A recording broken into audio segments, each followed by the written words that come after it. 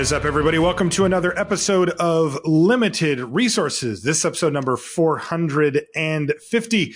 My name is Marshall, one of your Limited Resources, and joining me on the line all the way from sunny California, it's Woodrow Engle joining us once again. Thanks, Woody, for joining us back on the show. Yeah, happy to do it. Yeah, and you actually, we're going to get a little bit of kind of a tournament report, not tournament report. We're going to get some takes from you from Grand Prix Sacramento that you played in last weekend, maybe some lessons learned and looking at some of the different strategies that you employed there as far as big picture goes.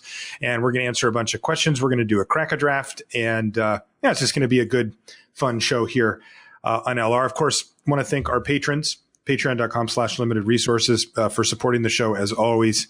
We have the best community. Everybody knows it. The Limited Resources community with the subreddit, with the Discord, with everything on Twitter, just the normal stuff like that are the absolute best. And you can get even deeper into that if you'd like at the Patreon. So thanks again for everybody on there. Our hearts go out to you. We love you. With that in mind, we actually have a question from Jorn who says, "Hi, Marshall, which memorization techniques do you use to quickly learn the cards of a new set so that you know what each card does and which combat tricks exist?"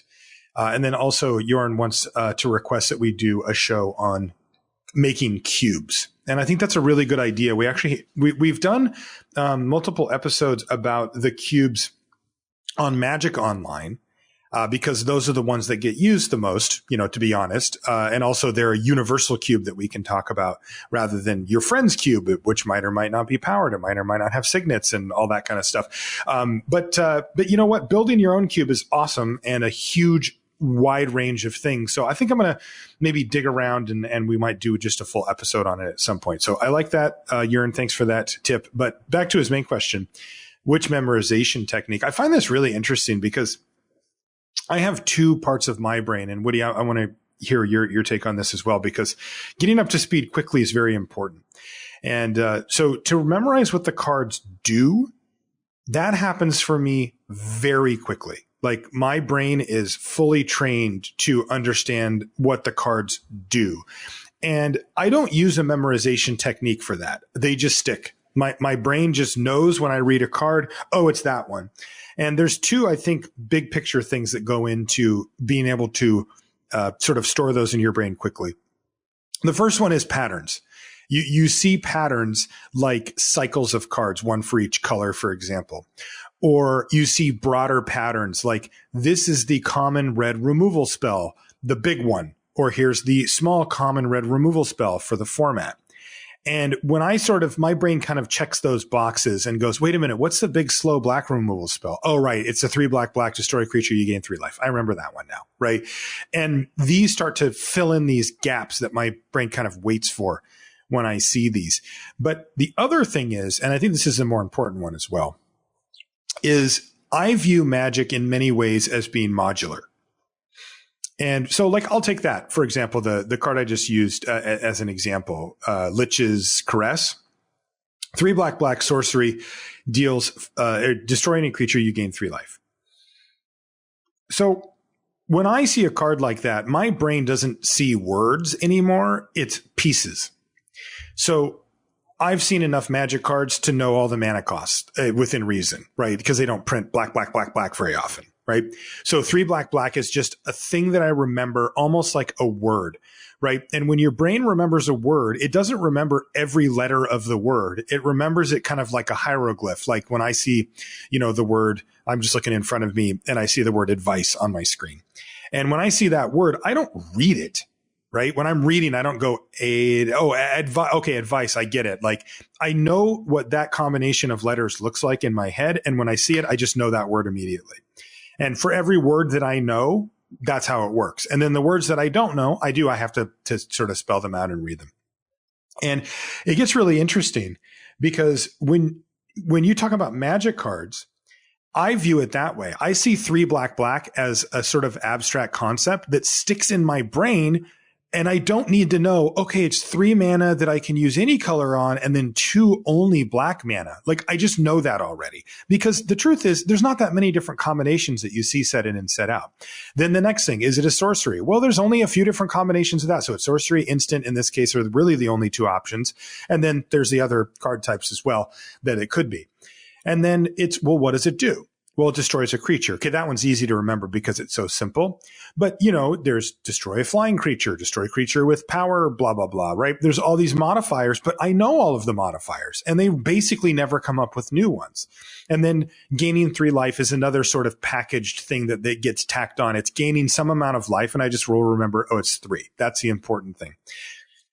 Each of these things makes up a card, but each of these things are abstract concepts that my brain processes is not on an individual new thing basis, but on I've seen that before, I'll plug that in. I've seen that before, I'll plug that in. And Lich's Crest is a good example of a card that I have seen every aspect of that card on other cards. I've seen cards that destroy creatures. I've seen sorceries. I've seen black cards. I've seen cards that cost 3 black, and I've seen cards that gain 3 life. And so I just merge all those together in my brain and boom, I know what the card does. Now, the really interesting thing though is that my particular job requires me to know the names of the cards as well. And for whatever reasons, those do not stick into my head naturally. I don't just look at the card once, go, okay, Lich's Mastery, and remember it. Like, I couldn't quite remember it when I was just talking about it right now. Yeah. And it's just one of those things where you're like, and so what I do, I actually do use a memorization technique to remember the cards. And it's the most simple one. I bring the card up in front of me. I cover the name of it. I read aloud the name of the card. Like, I will literally say, and this almost always happens on airplanes, by the way, people probably think I'm a crazy person, but I'm flying to the Pro Tour or whatever, and I'm cramming, and I'll say Lich's Mastery. And then I'll read the next card, and then I'll go back and read them all again until they stick. And then that creates this sort of muscle memory thing that when I get in the booth and I see the card, words just come to my mouth, and I just say it and trust it, and I'm right most of the time. And that's how I do that. So it's really weird because I could tell you what almost all the cards do in the set really early, and I could tell you almost none of the names, and I have to actually work pretty hard to get to that point. Yeah. So obviously, like, I don't need to know the names, and I tend to struggle with the particular, as you know, because you get mad at me because I'm always calling them the wrong names and screwing you up.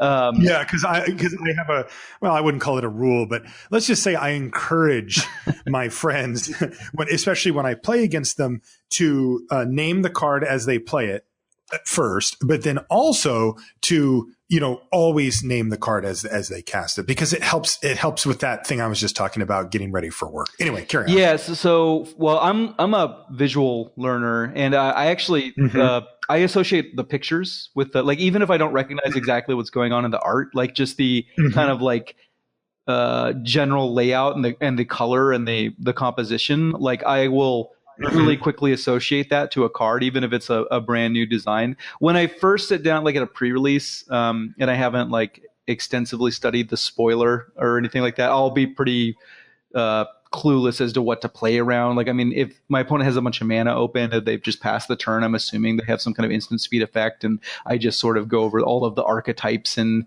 magic. And you can work off of the color pie initially too, right? Like if they're blue, they probably have a bounce spell or a counter spell. If they're green, they probably have something that adds, power and toughness at instant speed, all of that stuff. So that's how you start off initially. You start playing the set and you get a little experience, and then you see individual cards, and you see a lot of cards initially because people haven't kind of figured out which cards are good or bad. Like, for example, somebody played Aegis of the Heavens against me at the pre-release. And that's a card like, I initially like, okay, well, I know what that does now. And then as time goes on, you start to give things priority, right? Like when somebody has 2 white mana up now, now that we're like a few weeks into the format, I don't immediately go to Aegis of the Heavens. I almost never do, right? Like, because I know that that's a card that people aren't playing frequently. So, generally you if you have the cards memorized pretty well, you do the ones that you think most people are playing frequently, and then kind of work down from there. But yeah, for me, it's pictures. Yeah. when I look at a pack of Magic, you know, and I was talking to my girlfriend about this because initially when she started drafting, you know, like you have to kind of read each card or whatever. And I'll get to the point pretty quickly where I just look at the entire pack and I look at a picture and I know which card I'm going to pick, right? So I just take it. I'm not reading the card, but you just snap it off. Of course, yeah. And I think maybe a lot of people do that subconsciously, but I know that for sure that's how because I like one, for example, like sometimes you draft the cube on Moto and the pictures don't load and like, it's crazy. Your brain is just, I know. You're like, what is going on? Well, it's weird. I'm going to one up you on that because what you're saying is true. It's the same thing for me. Although I guess maybe I'm both. I don't know. Cause what I'm trying to do is associate something, which is in this case is the name of the card with the image of the card. Yeah. Like I look at the picture of the card as I say the name. I go Lich's Mastery, and then I look at the next card and I say that one, and then I go back and say Lich's Mastery, and it sticks in my head. But you know what? I found something out really fascinating about this. Okay. So the first thing is that if I verbalize it, I memorize it way better than if I read it in my head. Right. Yeah. So if I look at it and actually say the words on the airplane right next to the person next to me, Lich's Mastery, and they're like, what the, then I memorize it. If I read it and don't say it, if I just read it in my head, this is what it sounds like, then nothing, then it sticks like way less better. But here's the really crazy thing that happened. So I had a chance last year to make a trip to Japan for work. And we covered two different events there. We covered a GP and then the Pro Tour. Okay. So the GP was a limited GP. And I knew the set. There was a decent amount of time and I felt quite comfortable. I also had time ahead there that I went out early and I studied and I felt good about it. And the player played their first card. And I thought, well, I know all the art. I just like you, I associate the name with the artwork, right? Yeah. It turns out it's not just the artwork. And I talked to BDM about this because he had a good understanding of it. And he described it as like a hieroglyph. Even the amount of text at the top of the card feeds my brain what card that is. Even though I can't read it from the picture because the resolution's not good enough to actually see the letters. Yeah. But the cards were all in Japanese on camera. And when they played a Japanese card, I was way slower because my brain was like, wait, that's not enough characters at the top. Like, that's not a 3-word card, right? Instead, it's just like a block of Japanese text. And my brain was like, I don't know. Like, I recognize the picture, but I don't know the name off the top of my head. And it took me a while to adjust to that, only using the artwork and like the color of the frame or whatever, rather than how much. Like, I think my brain actually registers like how much rules text there is versus flavor text, or how much text at all is in the text box and how much text is in the top, even though, again, on camera, you can't really read it because the resolution's not there. So anyway, crazy stuff. Good question, Jorn. And for when it comes to the tricks and the stuff that actually applies to you, the listener, because this has been a fascinating little aside, but it's not super relevant for people that don't need to know the name of every card. Because, by the way, as you know, Woody, whenever you talk with hardcore Magic players, they never know the names of the card. Yeah. Right. They're like, I played the 3/3 for 2 and a G. And then my opponent, played the Doomblade, and you're like, okay, it's like all shorthand, all, If you ever watch Ben Stark draft, he'll get the name wrong and then just stick with it the whole draft through, He is committed. Yeah. Absolutely. Yeah. And it's funny too, the best, and this is part of what makes our culture, the Magic culture colorful and fun is, you'll name other cards after other ones, even though it's not really appropriate. Like, remember there was that zombie that if something had died, or I don't remember if you sacrificed something, or remember you got like a 2/2 zombie with it, and people just called it Grave Titan, right? Even though it was like a 3 for 5 that brought one zombie, it just had nothing to do with it. I heard somebody call the what's it called, Regal, whatever, the 3/4 flyer for 3 black. By the way, we're doing it right now for 3 black that drains them for 3. They just straight up called it Siege Rhino. Yeah, close enough. Played the flying Siege Rhino, So anyway, but the way that I remember the tricks and stuff is usually a little bit of brute force. Like, I'll look at them, but I don't like put together a cheat sheet for myself or anything like that, because I learn those so quickly that it usually only takes me once. Like, somebody will have something like Gideon's Reproach, right? At the very beginning of Dominaria, I'll be like, I'll attack with this. And they're like, block. And I'm like, cool, combat trick. And they're like, Gideon's Reproach. And I'm like, never doing that again. Right. You learn fast. That one sticks with me. Yeah, for sure. Okay, why don't we move on to our crack a packs, and what we're going to be doing is a sort of a crack a draft type thing where we're going to be sitting in a player's seat. And Woody, I'm going to actually leave it to you, but I'll be giving input because I'm going to be passing you cards and I'm going to be making picks as if I were the other player. So my input, I'll separate it out as best I can, but it can be a little hard to do. You know, you kind of you think you're separating it out, but like you don't really want to trust that data. So I'm going to let you make the final call on what we want to pick here. So this is the pack that I'm opening. I'm first picking. Right. And we can do this one together because it makes sense. Right. Okay. So first card out is Lava Axe. 4 and a red, does 5 damage to a creature, to a player or planeswalker at sorcery speed. Inspired Charge. This is one of multiple Anthem effects, although they're temporary in the set. 2 white instant creatures you control get +2/+1 until end of turn. Probably the second best one. The Reinforcements card is better, but the Trumpet Blast is a lot worse. Yeah. And this card's gone up for me quite a bit, but I don't want to be first picking it. You like the strategy? Yeah, I do. Okay. Unfortunately. First pick, no. Right? It's not a strategy I like, but I happen to like it. There you go. Anticipate, 1 in a blue. Instant, look at the top 3 cards of your library. Put one of them in your hand and the rest on the bottom. In any order. By the way, we should take a minute here to note. So Anticipate's a reprint, but have you noticed, Woody, the different changes that they've made to some of the design stuff?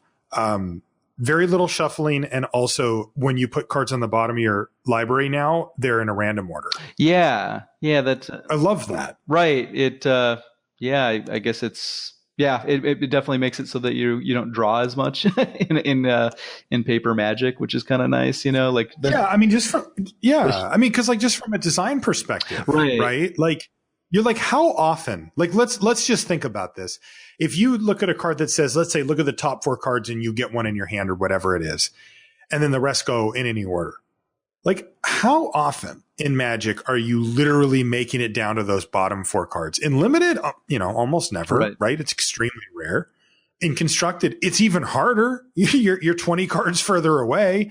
I mean, you can set up decks that can do it a little bit more often, but still almost never. Yet what happens?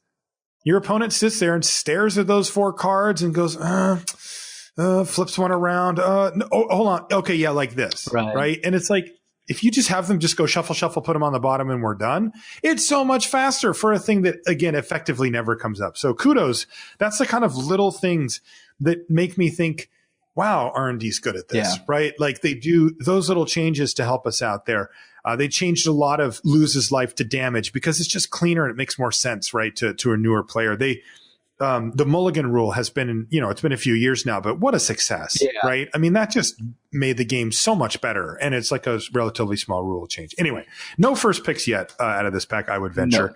And this one's not really either. Daggerback Basilisk, 2 and a green for a 2. Might be the front card at this point, but yeah. Yeah, but God, we're not. I mean, hopefully we're not, Duress is next. Black sorcery, look at the target opponent reveals their hand, and you can choose a non-creature, non-land card from it and have them discard it. No. All right, here's one. Rabid Bite. This card's been solid. 1 and a green, sorcery, target creature you control deals damage equal to its power to target creature you do not control. Yeah, probably the best green common, maybe close to the... Yeah, I actually have Druid of the Cowl above it. We talked about this last week, but it's close. And I wouldn't be surprised to see somebody take Rabid Bite over Druid of the Cowl in some situations, like where they needed removal, that kind of thing. Certainly the best card here. Oh, we got another bite. That's going to be the worst one. Worst one, rather. Yeah. Do you remember what it's called? Sovereign's Bite? That's correct. Look at you. And I know you know what the artwork is. 1 and a black. Sorcery, target player loses 3 life, and you gain 3 life. Get out of here. Mm-hmm. Havoc Devils, yawn. 2 red for a 4/3 trample. Fine, but I'd much rather have Rabid Bite. Right. Rabid Bite's best friend, Thornhide Wolves, 4 and a green for a 4/5. No, we're certainly taking Rabid Bite over Thornhide Wolves. Gallant Cavalry, card I'm a fan of. I think it's pretty decent, but I'm not taking it again over Rabid Bite. That's a 3 and a white 2/2 that gets you another 2/2. They both have Vigilance. They're both knights. That brings us to our uncommons. First one up is Double Cast. And by the way, here's another example of a way that R&D is simplifying what was previously a very complicated and weird thing and making it much easier for us at not that big of a cost. Red sorcery. When you cast your next instant or sorcery spell this turn, copy it. You may choose new targets for the copy. The only downside to double cast is that it kind of stinks. Yeah, it's not. I mean, I've heard of people doing some really cool stuff with it, but yeah, it's really hard to set up. You'd rather just have a redundant copy of the spell that you want to cast in your deck. Because if you just draw that half of it, it's better. Yeah, and being an instant or sorcery is a big deal, right? I mean, I think that people tend to overestimate how many instants and sorceries the average deck has. Yeah. Look, if you build towards your double cast, first, I'm sorry. That's probably not what you want to be doing. But if you do, you can definitely stack your deck with enough of them to make it so that you'll reliably have some sort of target. But your average deck doesn't necessarily have that many. So you do need to consider that too before you just throw it in a deck. If you've got 3 instants or sorceries in your deck, you're taking a major risk by playing a double cast. So Anyway, keep it in mind. Colossal Majesty. I kind of like this card. 2 and a green enchantment. At the beginning of your upkeep, if you control a creature with power 4 or greater, draw a card. It's interesting because on the surface, Colossal Majesty looks a little bit like a Winmore card, right? You're already stuck a 4-powered creature that didn't get killed. Yeah. And now you have to have it stick around, and then you're going to draw a whole bunch of extra cards. But what I found is it's actually not that hard to keep a 4-powered creature around because there's a lot of them at common. Right. Yeah. It feels, when you have this in play, it sort of warps the way that you play the game. Like usually if you had a giant creature, you're just kind of trying to jam. But when you have one of these and you're not dying in the air, you feel like you can kind of set up inevitability, right? Where you just have a couple of redundant 4-power creatures and you're just going to be drawing 2 for the rest of the game, and how are they ever going to beat it? So you tend to slow down a little bit, which is weird when you're playing gigantic creatures. But yeah, I like it too. I like that it changes the pick order of the draft. I've started a draft with Sarkhan's Unsealing, and then picked up 2. What's it called? This card, Colossal Majesty. Majesty. And then just the Onaki ogres were just like windmill slams, as soon as you saw one, it was just amazing because it just did so much in your deck. Yeah. Totally. Cool. Yeah. That card, the Sarkhan's Unsealing, is really powerful. But Colossal Majesty has held its own. I think it's a very viable build around in the format. Satyr Enchanter. So we got a gold card here, 1 green white for a 2/2 Satyr Druid. Whenever you cast an enchantment spell, draw a card. Yeah. Underperformed a bit for me. Yeah. I wish this card was like a 3/3 so that the body itself was kind of an aggressively costed thing, and then it paid you off. Or a 2/3. Yeah, just something a little bit more, because I don't really want to be running a bunch of auras in my deck anyways. So it's it's asking a lot for me to build around this card. Yeah. Next one and our last one is a rare, and I'm definitely taking it over Rabid Bite. It's Gin of Wishes. Oh yeah, that is quite a good card. I had that in my field at GP Sacramento actually. Oh, nice. Yeah. We'll talk about that in a minute. 3 blue for a 4/4 flyer, and enters a battlefield with 3 wish counters on it. You can pay 2 blue and remove 1 to reveal the top card of your library. You can play that card without paying its mana cost. If you don't, exile it. That counts for lands. It's just awesome. You can do it at instant speed, but you got to be careful about what you reveal. But it's really, really good. Yeah, I would slam that. So we're windmill slamming Gin of Wishes. Okay, so we're going to pass those along. Now what I'm going to do is I'm the person to your right. So I'm opening this pack, and I am going to take what I would take out of it at first pick. Good news is I've drafted the ever-loving Snot out of this set, so I can do it quite quickly. Okay, I think I would take that one. And then you know what I'm going to do? I will do that one in a minute. Okay, so person passes it, the pack to you, and I'll just keep them in the same order. So first card, Essence Scatter. Oh, it's not too bad. Good start. Going to be tough to beat it, right? I mean, to go with the Gin of Wishes, just right off the bat. Onaki Ogre, you just mentioned that guy, the 2 and a red 4/2, but no. Mighty Leap. Hey, look, Mighty Leap's in the format. 1 and a white, target creature goes +2/+2 and flying. Yeah. No. Cancel, which is interesting because I think that if you were a beginner to Magic, you might prefer Cancel to Essence Scatter because, hey, it's only 1 more mana and you can counter anything, not just creatures. But it turns out that Essence Scatter is much better. Yeah. Magnitudes better than Cancel. Remember, limited is about creatures fundamentally in most scenarios, 90+%. So Essence Scatter being easier to cast and by mana, but also cheaper, really does deal with a lot of the things that you have to deal with in the format. So big fan. This is actually the set I think that Essence Scatter has been the best in ever for me, for limited too. So really good. Sure Strike. 1 in a red instant, our creature gets +3/+0 and gains first strike. No. Fine combat trick, but no. Daggerback Basilisk, we talked about that one. No. Infernal Scarring. I really don't like this card. 1 in a black for an enchantment or a enchants creature. The creature gets +2/+0 and has when this creature dies, draw a card. Yeah, I've been looking for spots where like I would want to side this in. I haven't found one yet, but no, I don't hate the combat trick that does the same thing, but you get your creature back. That one's been fine, but this has been really bad. It's just on board.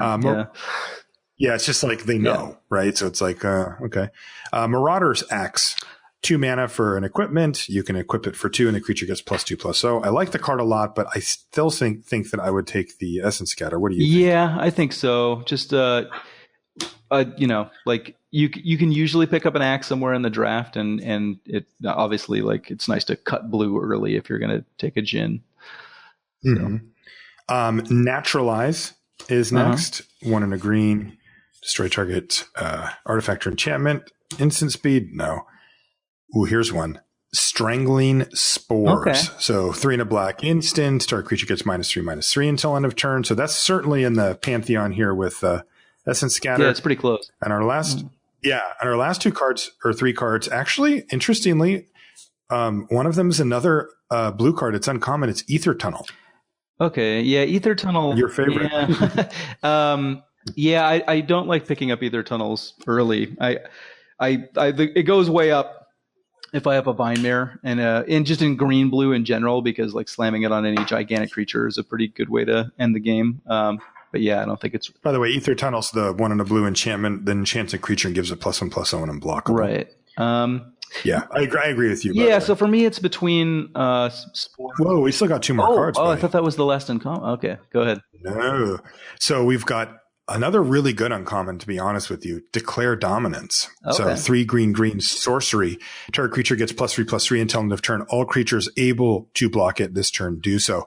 You know, this is the kind of strikeout home run card that can lead you to shy away from it. But when they put the ceiling this high, it's well worth it. Declare Dominance is just very powerful. Yeah, it was definitely a card that I was a little speculative on initially, and now I think it's really good. It's like it pulls me into green when I see it.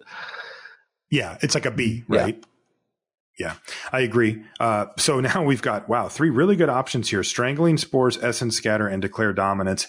Thankfully, for our decision purposes, at least, our rare is not very good. It's a Sun Cleanser. It's 1 in a white for a 1/4, and it has text that effectively never comes up. So we're not taking that. I said I would leave it to you because I know what I picked out of this pack as the other person. So I'm going to leave it to you. Declare Dominance, Essence Scatter, or Strangling Spores to go with your Djinn of Wishes. You have 3 wishes. You can only choose one. So we have an uncommon missing from the pack. Is that correct? That is correct. What do you think it is?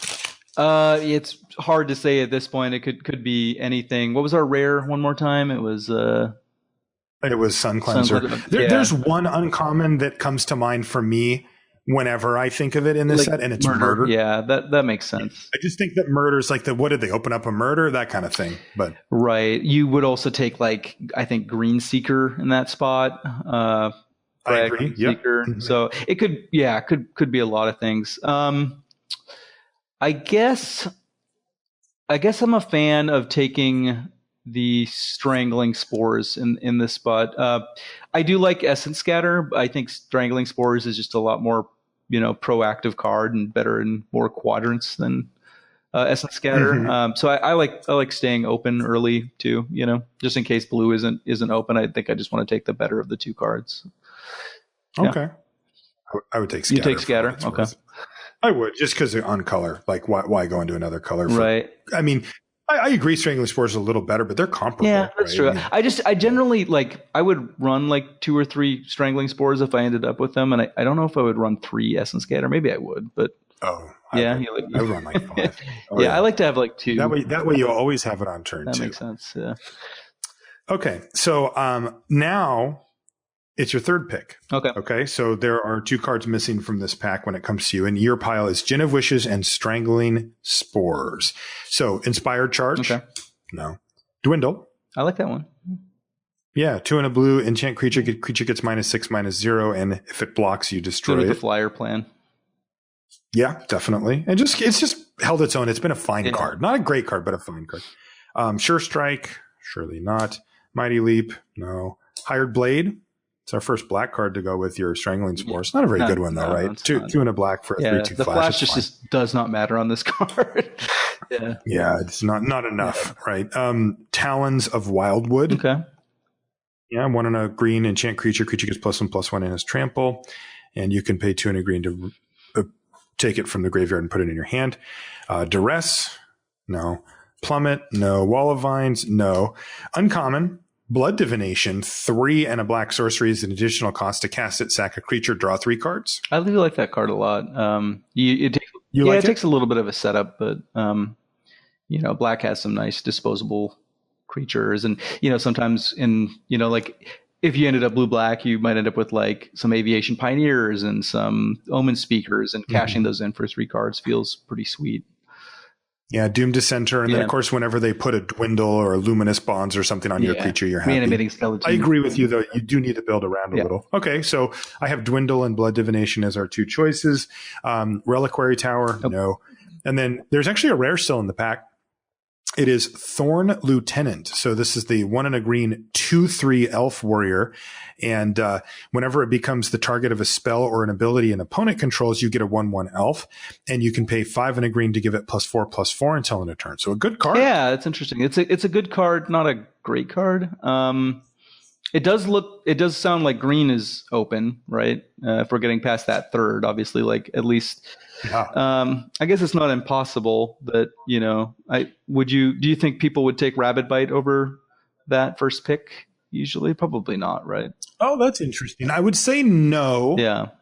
I don't. Well, what I should say is I don't think it's correct to take Rabbit Bite over Thorn Lieutenant, but I do think some people would. Yeah. So we can assume that the person directly to our right didn't take the Dryad Green Speaker, right? Because that Seeker, sorry. That was the only. You're doing it again. I'm sorry.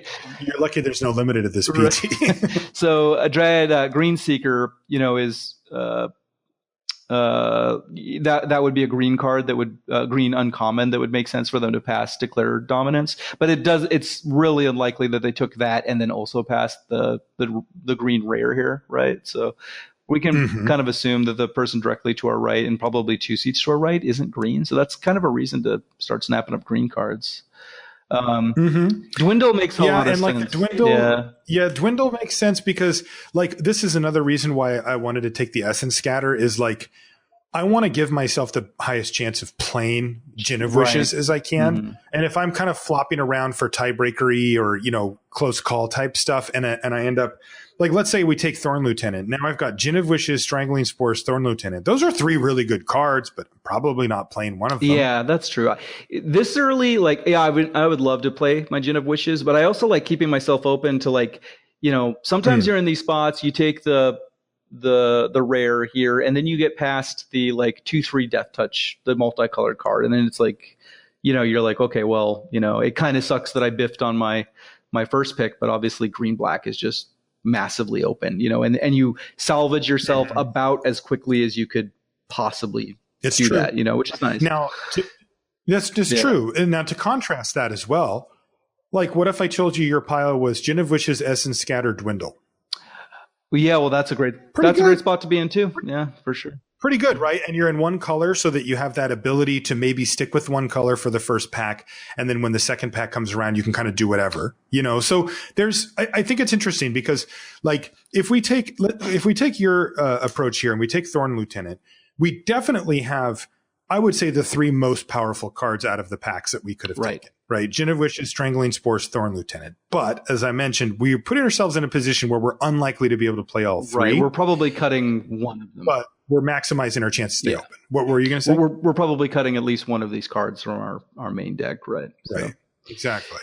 So it's interesting, where would you rather be, right? Would you rather have a lower power level deck or a pile of cards like Gin of Wishes, Essence, Scatter, Dwindle, but feel more and more confident that you're actually going to get to play all three. And then also, again, trying to put yourself in that, it's all I really want in life, right? Is to be effectively monocolored coming out of the first pack. Oh, no, I love it too. And then, it feels so good. But you do have to pay a cost for it. And I think that this illustrates for sure. that. I think in this spot, like if I'm at the Pro Tour or, day 2 of a Grand Prix, I'm probably just going to take the Dwindle in this spot. I like Dwindle quite a bit. Like I probably like it a little bit more than most. And the green card that we're getting past here, it's a good card, but it's not a bomb. It's like a good uncommon level card. Right.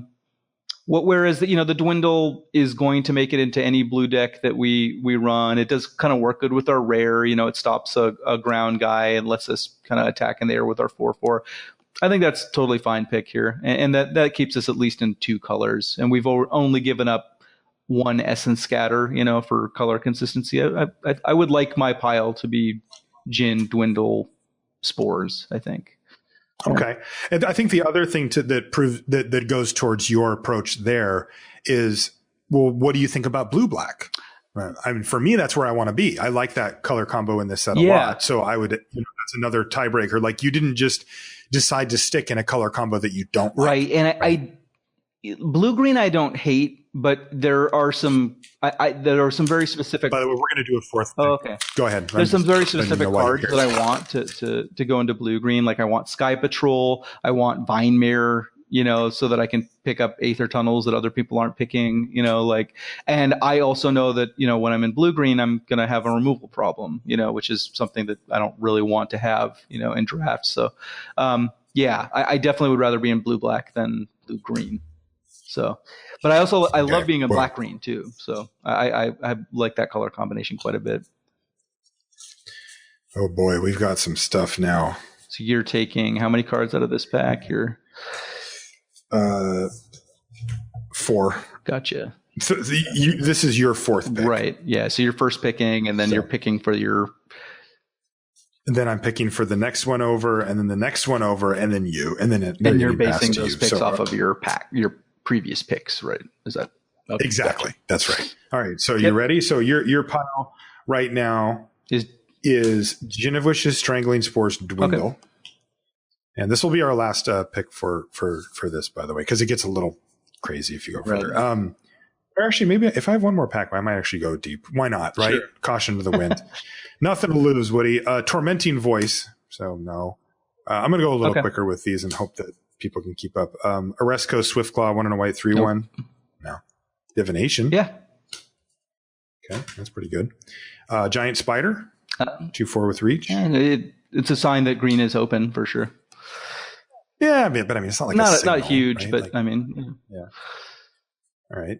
Epicure of Blood, 4 and a black, 4/4, and whenever you gain life, loses not great life. in this color combo, but I've played it in this color combo before. Okay. Cavalry Drillmaster, 1 and a white, 2/1 that pumps a guy. No. Sparkton Dragon, 3 red for a 3/3 flyer. You can, I'll put it in quotes, but you can kick it for 3 more and it does 3 damage to something. A little bit of a signal, I would say. Decent card. Wall of Vines. No. Uh-oh. Skymarch Bloodletter. Okay. Now we're talking business. 2 and a black, 2/2 flyer that drains them for 1 when it ETBs. Gasbark Twins. Nice. 5 GG for a 7/7 trample tree folk that can block an additional creature each combat. Boy, as a ramp target, that thing's been real nice. And then we've actually got a foil Viashino Pyromancer, which we're not considering for this deck. Okay. So to recap for you here, Wood, we've got Gasbar Twins, Skymarch Bloodletter. I'm not going to put Epicure of Blood because Bloodletter is just better. Right. Divination. Those are your choices. So yeah, this is getting kind of interesting because like we're sort of. Oh, it's been interesting, buddy. Well, we're getting we're getting very obvious signals that green is open to our right. Like this That's is right. Gasbark Twins. This is a 4th big signal. Yeah. And we're not getting a massive signal that blue is open. Like so the cards that we've seen in consideration are a Dwindle, an Essence Scatter, and a Divination. And those are all cards that kind of don't get picked in the first 4 packs.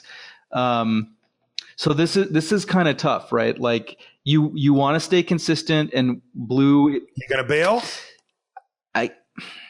It's really hard because we have a really reasonable black option in the bloodletter. Like if that wasn't here, I would definitely take the green card and start to speculate. But this is tough because you're really saying, okay, well, this person's going to be passing to me in pack 3, and obviously they're going to ship me all of the really good green stuff. Like, I mean, you have to think forward to the third pack, and that you're potentially going to miss out on, getting, the same level of fourth pick, in 2 packs. So this is actually kind of a brutal pick. I probably just take the bloodletter. I mean, I'm a nit in these situations. I want to have enough playables. This is really interesting. It is. I wonder what the listeners are. So you're taking the bloodletter. I think that I would have been mono blue at this point with Gin of Wishes, Essence Scatter, Dwindle, and Divination. Yeah. But the Gaspark Twins is like, I definitely would have taken the Essence Scatter no matter what. So Gin of Wishes, Essence Scatter, and then I probably would take the Dwindle just to try to stay blue. But I may just take Gaspark Twins over Divination. I might just be like, okay, good enough. Signals I would there. definitely take Gaspark Twins over Divination. The bloodletter is what's kind of throwing a wrench into, like, because I have the So I mean that it's tough, right? Blue black is a much. But you took it. I think I'm. Yeah, we passed that pack. I think I'm taking bloodletter. Okay. All right. So you got bloodletter, and now I did it. We're doing a whole nother pack. Yeah. So let me.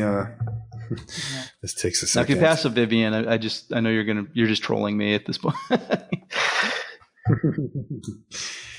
Let's see. Oh, that one. That's right. Let's see if this person's happy. No, not at all. All right. They're going to take that one. And then this person, which was the original me, is this deck. That's right. This one. And that means to you. Okay, so to recap, we're on day 2 of GP, and Woody has Gin of Wishes, Strangling Spores, Dwindle, and Skymarch Bloodletter. His read on the table is that green is open, based on 2 pretty strong signals, a rare and a powerful uncommon coming to him in the 3rd and 4th. So now he gets his 5th pick, and the first card is Knight's Pledge. No. Anticipate. Probably not.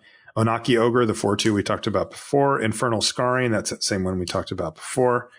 Oaken Form. Mm-hmm. 2 and a G. Creature gets +3/+3 as an aura. Doomed Dissenter. Okay. So 1 and a black, 1/1. When it dies, you get a zombie. It's 2/2. Crash Through. No. Ghirapur Guide. 2 and a green, 3/2. You can pay 2 and a green to make a creature you control unable to be blocked by creatures with power 2 or less until end of turn. Gutter Snipe, 2 and a red, 2/2. Whenever you cast an instant or sorcery, it does 2 damage to an opponent.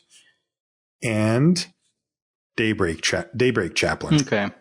I think I'm 1 and a white, 1/3. I think I'm priced into taking Doom Dissenter in this spot. I mean, it has some. Are you pretty bummed? It's not a great 5th pick. It can make some of your picks down the road better. Like if you end up picking up a Blood Divination or, Harpy, it works well with stuff like that. It's not amazing though. So do you have any predictions? I'm curious on the person maybe directly to your right, or maybe one, what do you think's going on by the people that are passing to you? You feel like they're not in green. That's a signal. Yeah. That's something that you mentioned. I think the person directly to my right is in white or blue or some combination of that. We haven't seen any really great blue cards pass to us.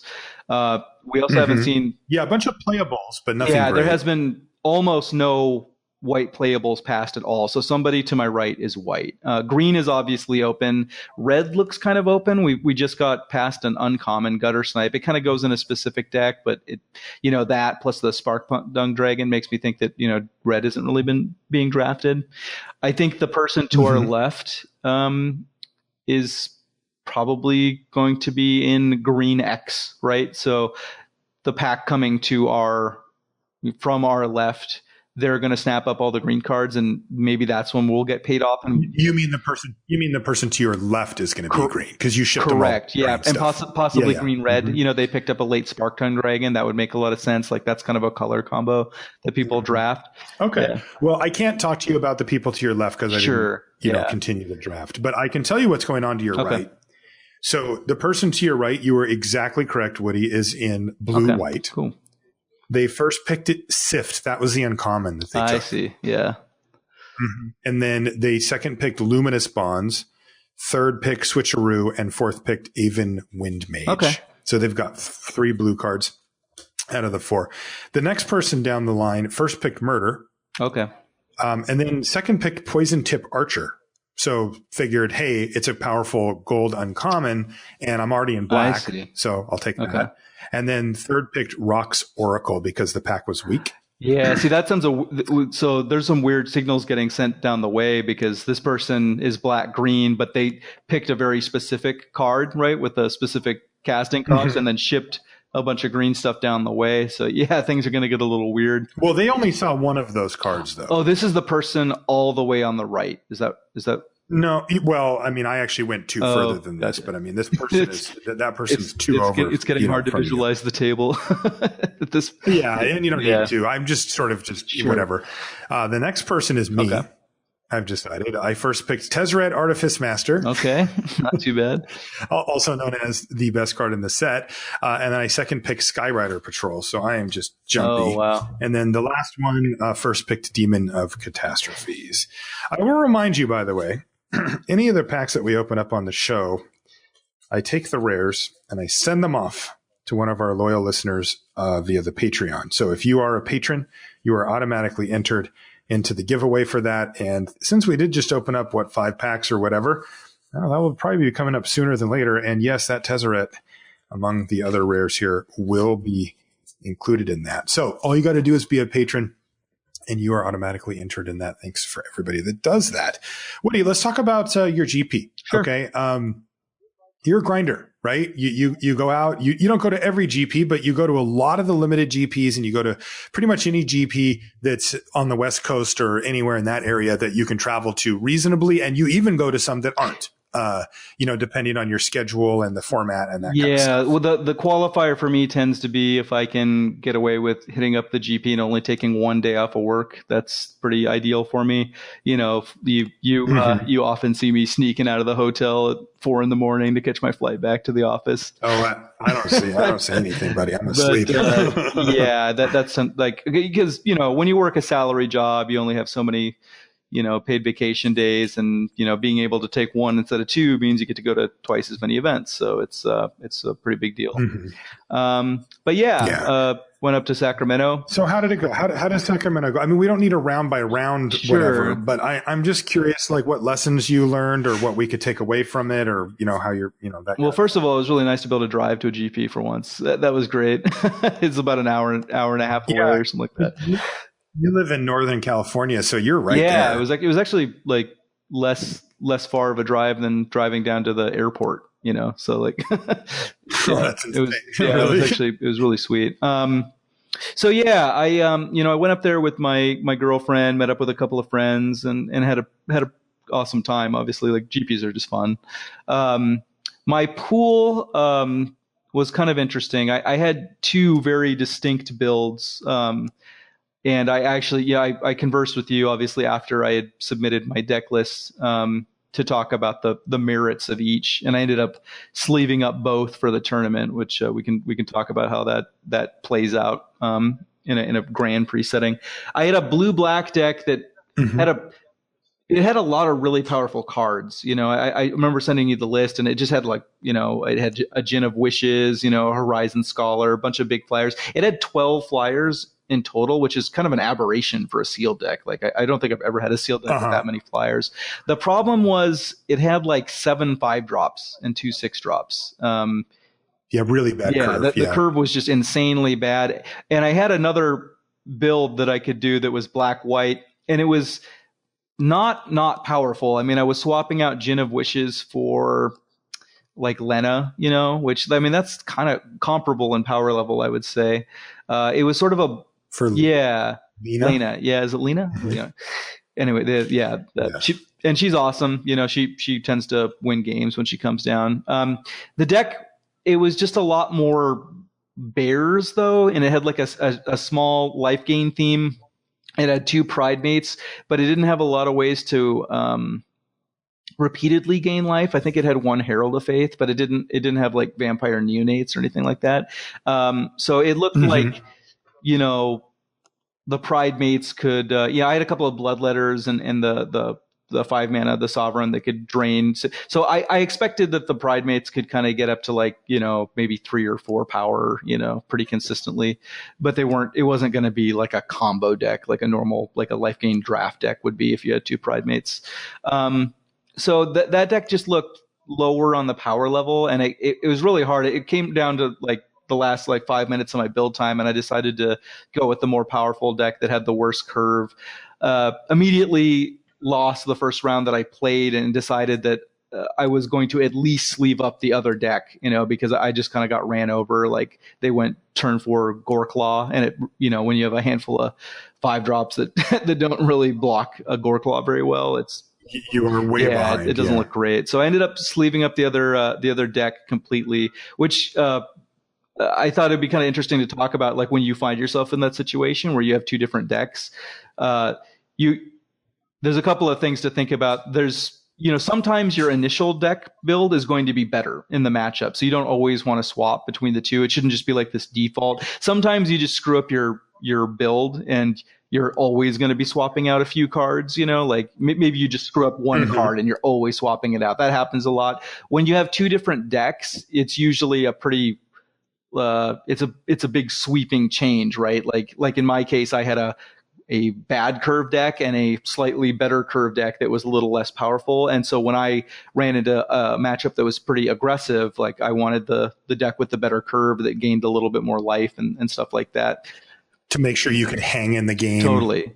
Not just get ran over with staring at a bunch of expensive spells in your hand. Yeah. And then you have these kind of close spots where you have a really, really grindy game 1 and you're like, well, do I want to try to go under them with the deck that has a little bit better curve? Or do you think that your late game can just trump any other, late game that you can conceive of, and you just want to stick with your main choice in that spot? So you have interesting, decisions to make there. When you do decide to side into an entirely new deck, it does like we were talking, like it does, you don't want to spend too much mental energy trying to like get super tricky with it, but it is an advantage to be able to swap into the other deck without your opponent explicitly noticing, because when you finish your first match, they're going to be, kind of paying attention to like what they're going to sideboard in for the next game. And they're doing all of that based on the information that they just got. So if you see a moment, in this case, I had my entire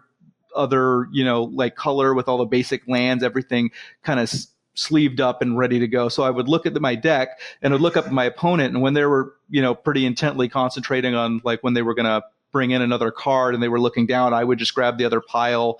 I would kind of fan my cards out, get all of the blue cards to the front, and I would look for a moment where they're looking down and I would just swap. You know what I mean? And now you have like this big pile of cards. It kind of looks like you haven't done anything at this point. You can kind of fan through that and like maybe make a couple of, matchup specific sideboards. Like if you're going to bring in like a Invoke the Divine or Naturalize or something like that.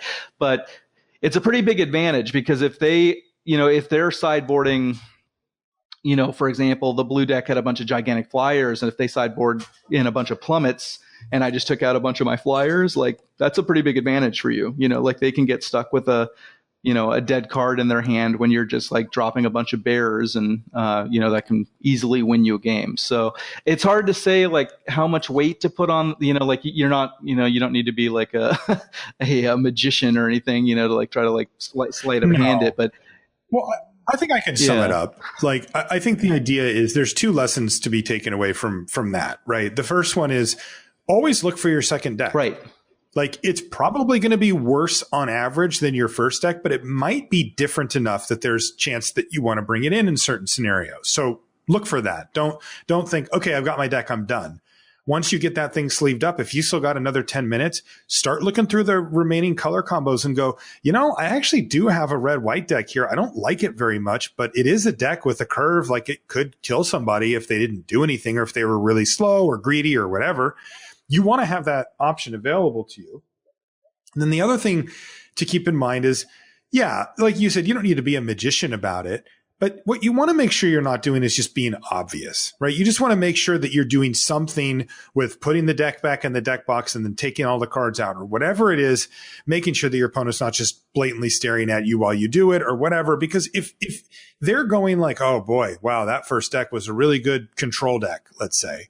And so they start taking out all their cheap interactive stuff and start putting in their more powerful stuff, or whatever it is that they're going to do, and they see you just reach into your deck box, pull out a different list and put it on. Remember, any thinking player is going to be like, oh, I'm going to just unsideboard all the stuff that I'm just going to go back to what I was at. Because think about it. If you're a 2-color deck, you're blue-black, right? There's only 3 other colors left, right? There's not, like, they know, that, like, for the most part, if they see you take out a full new deck, that it's going to be a combination of one of those 2 colors, and it's probably going to play out a lot differently than your blue-black deck, and they're going to want to stick with their main configuration. So the key is, look, on LR, we don't spend all the time trying to figure out the perfect way to swap decks. Just don't be obvious, right? Just don't let your opponent see it or don't say it or let your opponent see it easily, because you are giving up an advantage by for sure. Yeah. And mine was kind of complicated because I was only siding out half of my deck. So it did, like, if I wanted to be sneaky about it, it took a little bit of effort, right? Like, I'm flipping half the deck to the front and then trying to find this moment to, like, put that down and pick up another one and kind of mix it back into it was tough, but I did take a little bit of time to make sure that I wasn't being super obvious about it. And it seemed like it paid off. I did feel like, when I sided into the other deck, like, they tended to die with a few cards in their hand. And I was wondering if I maybe stranded some sideboard cards that they brought in for the other matchup. So I bet you did.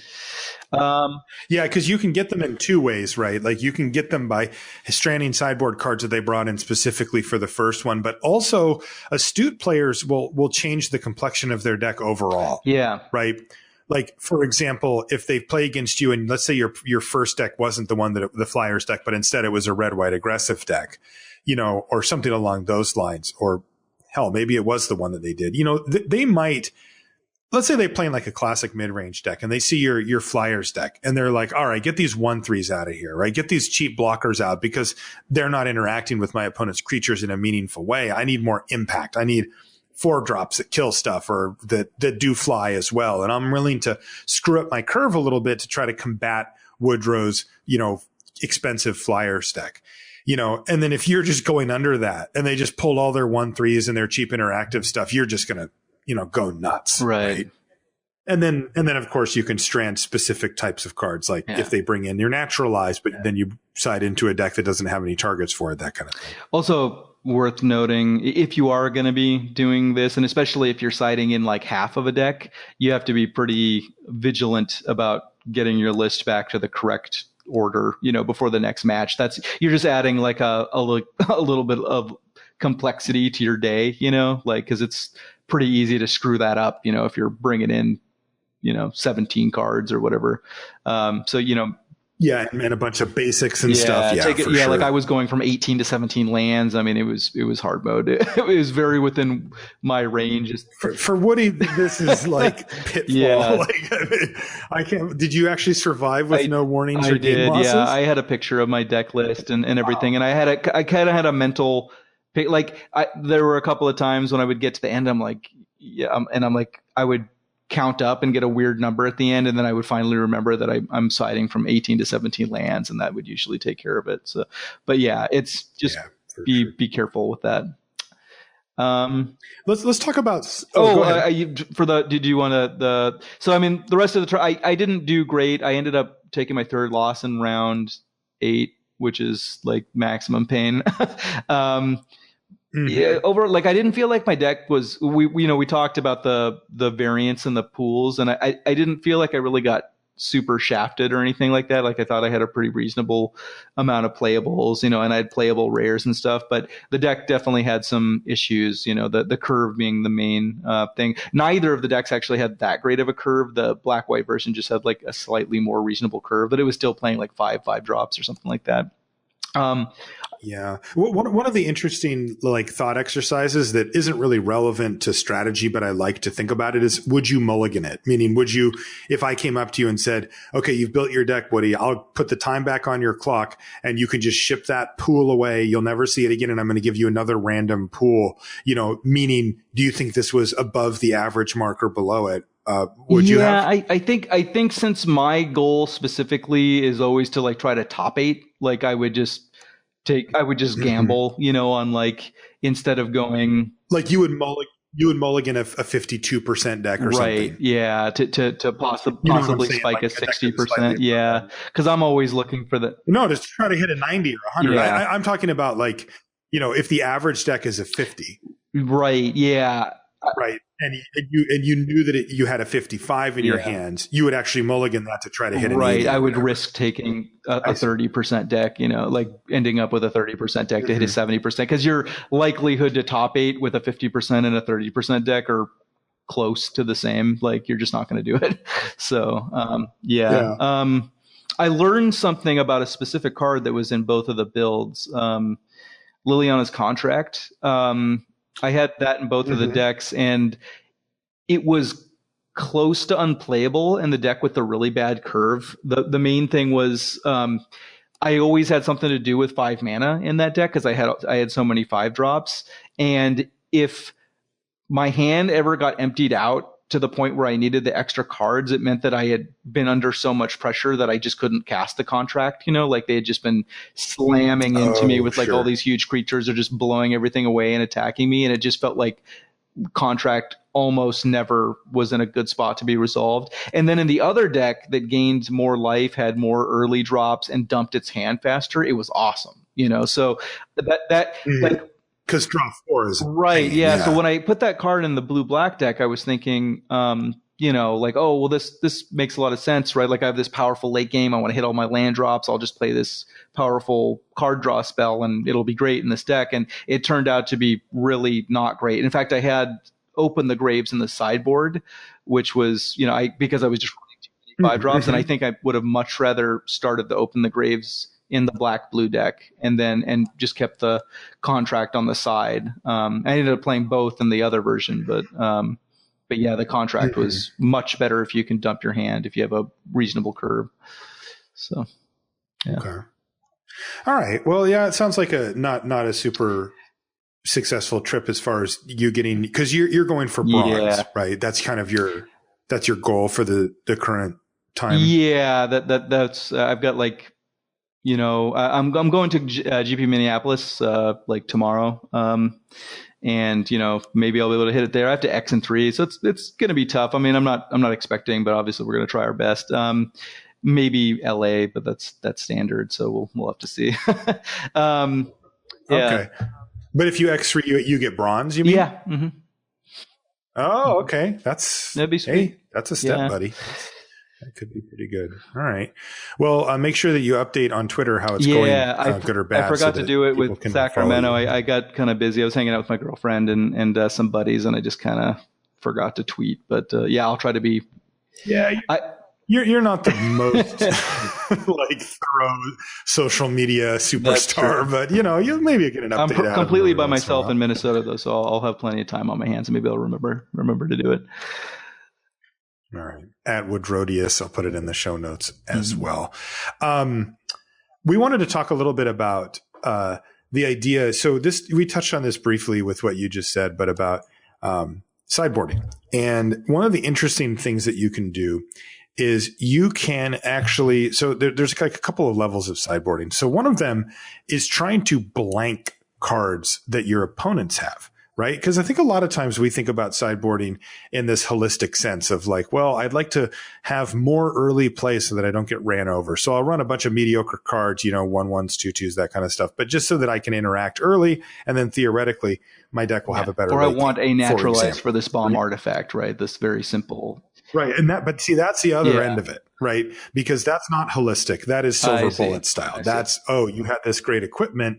And so I'm going to bring in this exact card for it. But here's the interesting part is that people fudge that, right? Like a lot of people will bring in, they will start a plummet, for example, or they will start a naturalize or an invoke the divine. And they think, well, if I find a target for it, I'm probably pretty happy. And then the upside is extreme, right? If they, you're like Gin of Wishes, they're like, cool, plummet. You're just like, what? Game one plummet, right? That's like the dagger of all daggers. But the interesting thing is that there are occasions, now it's actually fairly rare. Usually you just want to stick to your guns, but where you can actually try to strand those cards in their hand. You can actually bring, like if it's game one and they're, let's say you play the equipment, the axe, right? And they're like, naturalize it, game one. And you're like, oh my God. Okay. So they have a naturalize in their main deck, right? Let's say that axe is your only artifact or enchantment in the deck. You can pull it. Like you can absolutely pull it and just now you get to play a card that actually does something. And maybe it's not quite as good as what the axe would have done. But now if your opponent draws that naturalize, they will have no targets for it whatsoever. And that's a big deal. I mean, if they draw it, you've mulliganed your opponent.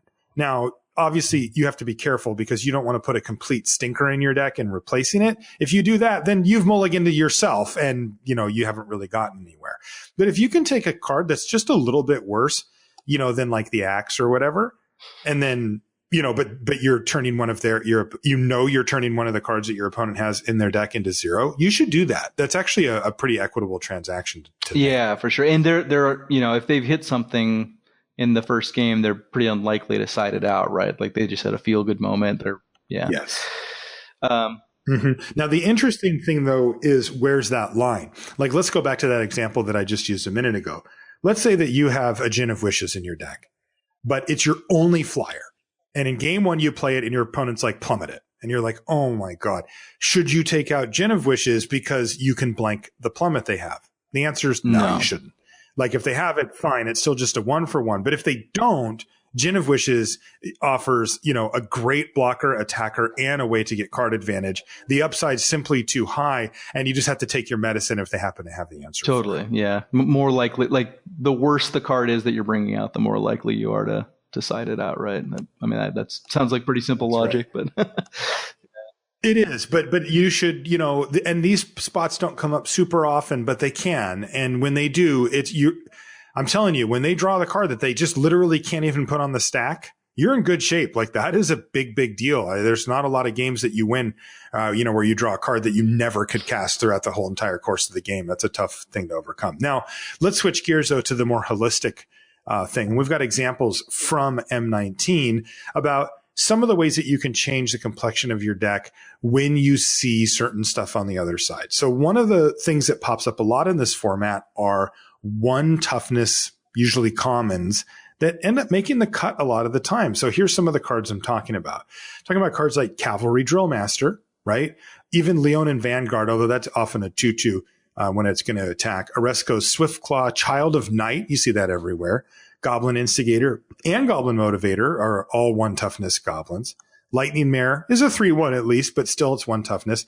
Viashino Pyromancer, another 2/1. Highland Game, another 2/1. And Field Creeper, another 2/1. Now, these can be fine, right? I mean, I'd say for the most part, when I play these, it's because I need to fill a 2-drop, right? I'm just like, well, I needed a 2, so I played a couple of Highland Games or a Child of Night. Right, yeah. And a card like Child of Night, it doesn't look bad on paper, right? You're like, oh, it's a 2/1 lifelink. I'll gain a little bit of life, pad my life total, and get to my late game stuff. It looks like a fine card, right?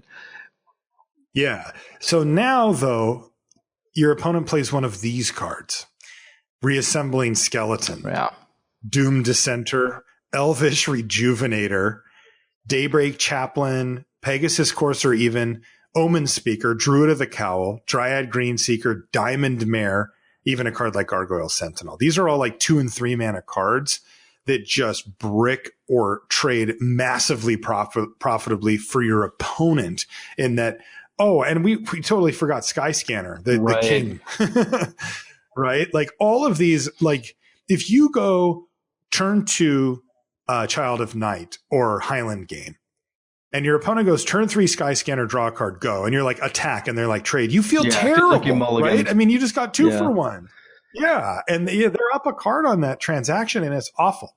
And it's similar where if again you're like, oh, I don't have any other 2s, Cavalry Drill Master, go, and they're like, cool, untap Omen Speaker, your move, and you're just like, crap, right? These things actually happen quite a bit. And, you should probably consider trying to rearrange your deck as best as possible to get those cards out. Yeah, totally. Like that's a situation where, like I've in black, white, like I've had somebody deploy a bunch of, these 1/3s and just kind of gum up the ground. And I'll take a card like Child of Night and take it out for like something that I really don't want to play, like a Mighty Leap, just because I need something that's actually going to, let me engage some kind of game plan, because those Child of Nights just sit there and they just don't do anything, So they don't attack, and often they can't even block well. Yeah, even they're like attack you with I mean, I've been desperate where I've put in a Knight's Pledge, you know what I mean, which is a card I would just never run, but you have one in your sideboard, and you're just like, I just need to, put this on a flyer and win the game, right? Because that 2/1 is just going to do absolutely nothing. Yeah.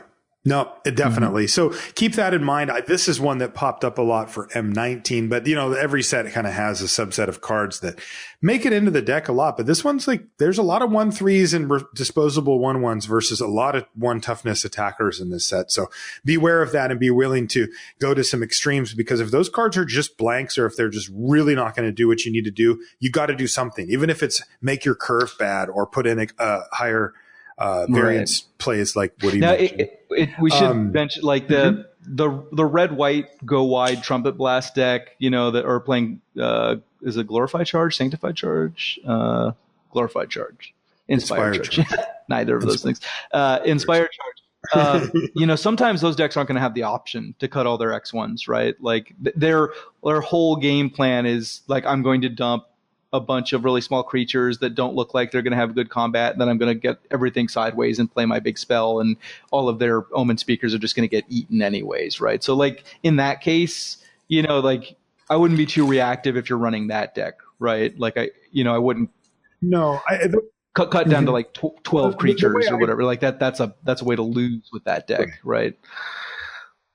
Totally. Like, I think that it's worth it to note, and I think that this is a really good skill to have in general in Magic and also in life, which is that there are times when you make decisions up front that have consequences later that it's much better to just accept rather than try to fight. So, for example, if you're going to play the Goblin Instigator deck that is trying to inspire charge and use those anthems and stuff to win the game, great.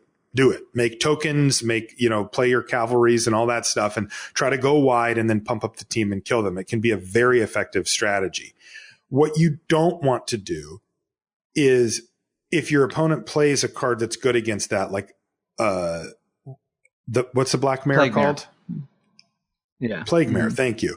They play Plague Mare against you. That could decimate your entire board, right? I mean, really, really bad. And you might think, well, okay, here comes the Knight's Pledges and all this other stuff. Generally speaking, you actually stand to lose a lot of equity by fundamentally changing the baseline. Look, if you're taking out a couple of Child of Knights for a couple of, cards that you normally wouldn't want to run, but to try to not brick those, that's one thing. But if you have to fundamentally change the baseline approach of your deck, your entire baseline strategy to try to do this, that is a whole nother thing. And when you decided I'm going to draft red, white tokens and I'm going to go wide and pump my team, you took on the responsibility for saying, and there's some matchups where this does not work. And I think it's much better to just own it and just take your win percentage where you can get it and say, all right, I'm playing blue black and they've got a Plague Mare and they've got a skeleton, and I'm just going to have a really hard time this matchup. And I think you just take your medicine. And because if you just start taking out all of those things, now you give yourself really no way to win, because your whole deck's, hinged around these pump spells. So I think that taking responsibility for the choices that you made before the game is a good thing to do. It's just knowing when to say, okay, I can definitely cut these cards and still have some semblance of a game plan, versus the decks where you just really can't get away with that. Sure. Okay, I had a couple of little tips before we take off, but just a couple of things that I jotted down while I was playing this week. One of them is beware of the Fel Spectre, especially if you're a big fan of Sift or Rummaging. Right. It will trigger anytime you discard a card. I think that there's maybe this sort of, you get a little bit of tunnel vision on Fel Spectre or something like that, where you think, oh, when it ETBs, I have to discard a card and then I have to lose 2 life. And that's just kind of what the card does. Right. But that's not actually. Have you felt the tension yet between, because Fel Spectre and Mind Rot are both in the set, and there's this tension between like wanting to keep 2 cards in your hand so that you don't get got by Fel Spectre and they don't get your last really good card. But then like, well, I'm really going to get blown out if they Mind Rot me, it's. Yeah, I lose 4 life or whatever. Yeah, and you end up losing both of your. It's kind of a cool design, to be honest. Like, I mean, it really punishes you both. I mean, usually I end up playing around either the card that I've seen or the one that's more common, which is Mind Rot. But Fel Spectre gets more play. Like every black deck runs Fel Spectre, but not every black deck actually runs Mind Rot. That's true. Yeah, it's definitely tough to play around the combination of those 2 cards, I found. Yeah. But basically, I just wanted to note, like, again, with a card like Sift, right, you might be, your opponent has this Fel Spectre that hasn't attacked in 4 turns, and, you kind of forgot about it. It's not really doing anything. And you're like, oh, I'll reload, I'll cast Sift, draw 3 cards, then discard a card. And your opponent's like, trigger Fel Spectre. You lose 2 life. Hey, if that's the difference for you, right, you need to be aware of it. And I mentioned cards like Tormenting Voice and, what's the rare? I don't remember his name, but the one in a red 2/2, and you can pay a red to tap him and rummage.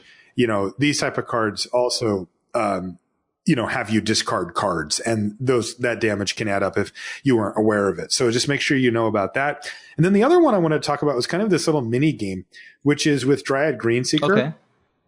When do you activate it? Yeah, so I tend to activate it on my end step. Take a look. Mm-hmm. If it's, if you hit a land, you're gravy. If you don't, then you draw.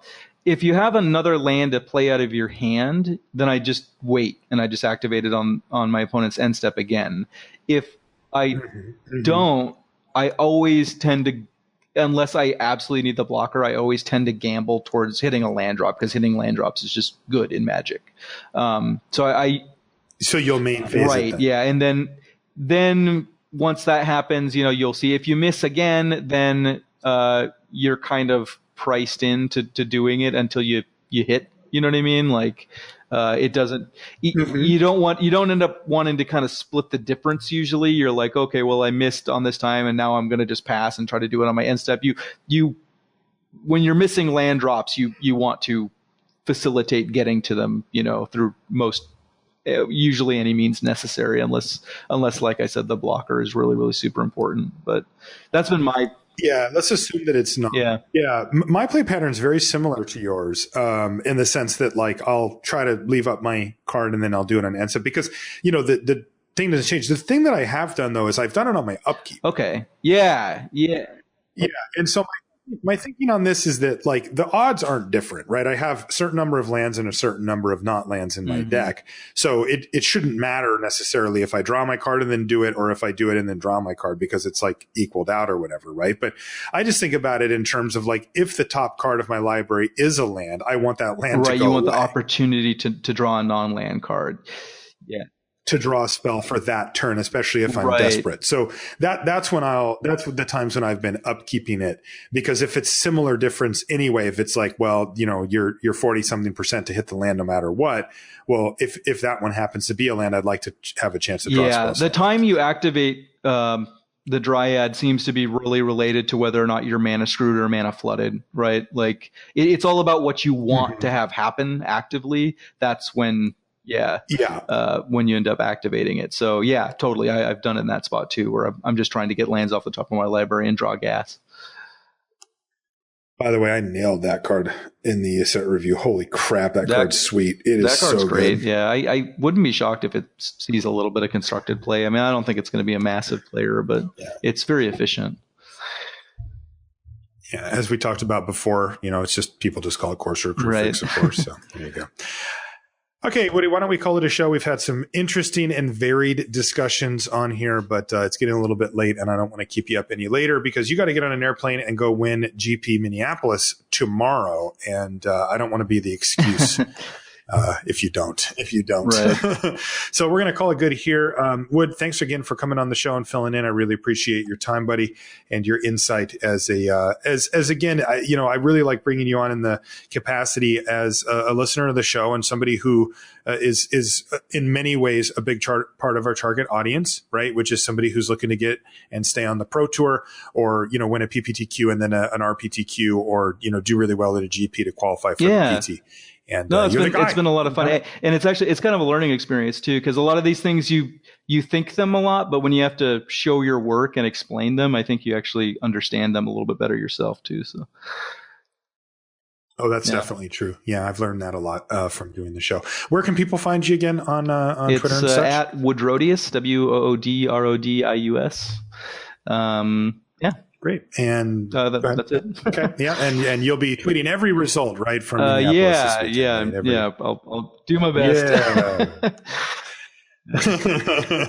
I'm not super confident in that answer, but I'll be following as always. If you want to find me on social media, I'm Marshall_LR. Basically everywhere, and you can find everything related to the podcast at lrcast.com. Thanks again to everybody who supports the show via Patreon. We really, really appreciate it. Next week, I'll be at the Pro Tour, and we'll have a cool show lined up for you. We'll see you then. So, you really do this? Yeah, I guess, just lay it all out there, buddy. All of my sign-offs so far have been just funny stories about me, and I guess we just decided to go ahead and throw out the ultimate. This is what I would consider to be my ultimate story. This is a coup de grace. Some people may have heard this. I feel like we may have said it on stream once, and I know that I've told a lot of people that I interact with in real life. But this is the rotisserie chicken story, which is it is just a nightmare. So for somebody, for multiple people, I believe it was a nightmare. Did you even think about the chicken? But anyway, go ahead. So this occurred when I was in college, back in Seattle.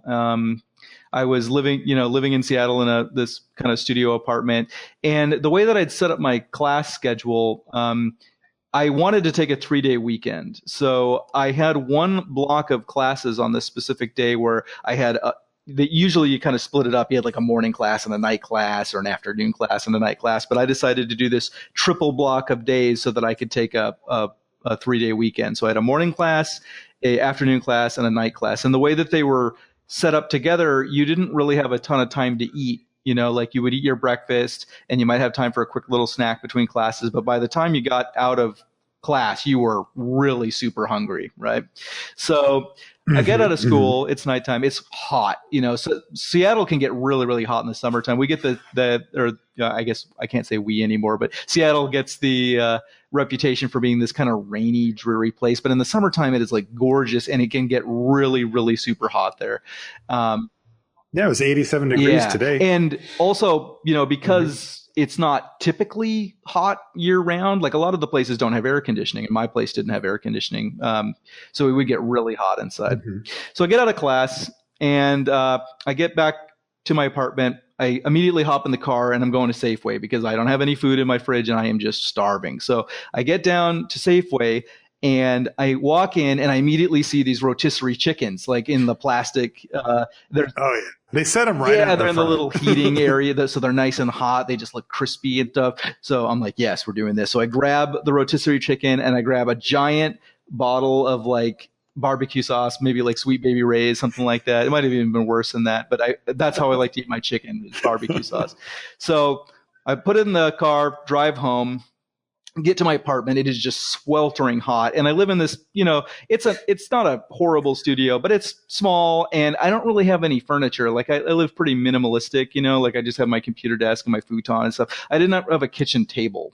So I take this rotisserie chicken out and I put it onto a plate and I'm really hot, so I just immediately strip down to my boxers. I just take, I'm by myself, so I just pull my shirt off, throw my pants off, just toss it in the corner, and we're just like chilling our boxers. Feels great, right? So I take this rotisserie chicken, and I don't really have a spot to eat it. I don't want to stand up. I've been walking, all day from class to class. I'm tired, so I just set it right on the floor, and I set it right on the floor on the carpet, and I start, squeezing barbecue sauce onto the plate, and I just immediately start ripping into this thing. I mean, like I'm almost the maximum level of hungry before you die. And I'm just tearing chunks of chicken off and dunking it in the barbecue sauce and eating it, and in my underwear, obviously. And it's hot. I'm sweating. Like the barbecue sauce is a little spicy, so I'm even sweating a little bit more than normal. Pretty soon I'm just like covered in sweat and grease and barbecue sauce, eating with my bare hands, by the way. I didn't like... on the floor on my hands and knees, and I'm just tearing chunks of meat off. I have barbecue sauce all over my face because I'm just going hog wild. I'm totally by myself, right? So I'm in the middle of this, and I'm now at the point where I'm picking up the rotisserie chicken and like gnawing on there's like kind of soft meat on the under half of it, so like there's the exposed rib cage, and I'm just kind of gnawing on the back of this chicken. And my door opens, and I look over, and we just with barbecue sauce like glistening on my face, and I get sweat running down my forehead. And this woman is standing in my doorway, and she goes, "Oh my God!" And I just freeze. I freeze, and I look at her, and I'm not saying anything. I'm just standing there with the chicken, or just like kneeling with the chicken, just grease dripping. And she goes, "Oh my God!" She's like, "I'm sorry, I have the wrong apartment." And she just kind of slowly closes the door and just backs out. And I'm just like, no, like, yeah, wait, this doesn't represent me, but then it was too late. I'm sure she just tore down the hall as fast as possible. And oh my God, it was just the most, it was just the most. Like she probably went crying into her friend's arms, right? She's probably still telling the therapist about it, but just, don't assume that you have the privacy that you think you have when you're ripping into your chickens at home. So anyway, that's my life lessons from Woodrow.